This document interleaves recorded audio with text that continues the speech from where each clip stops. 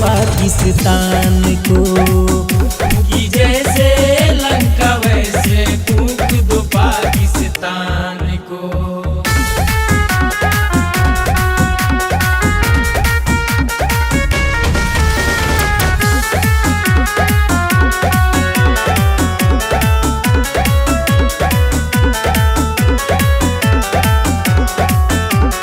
लगने दिए ना दाग प्रभु सीता मैया के आंचल में, तुझसा कोई बलवान न दूजा धीरे और धरातल में।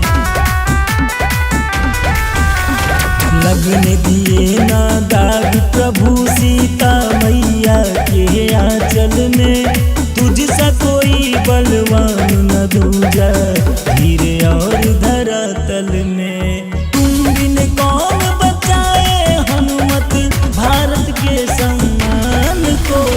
तुम बिन कौन बचाए हनुमत भारत के सम्मान को।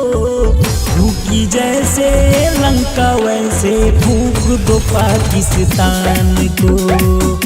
कि जैसे लंका वैसे फूंक दो पाकिस्तान को।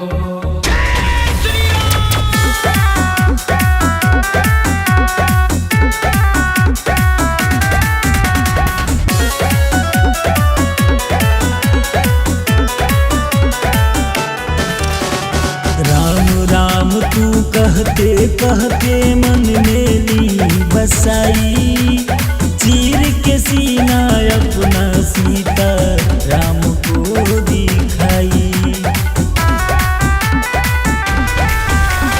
राम राम तू कहते कहते मन में ली बसाई, चीर के सीना अपना सीता राम को दिखाई।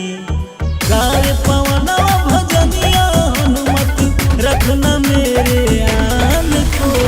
गाय पवनवा भजनिया हनुमत रखना मेरे आन को। फूकी जैसे लंका वैसे फूक दो पाकिस्तान को। कि जैसे लंका वैसे फूंक दो पाकिस्तान को।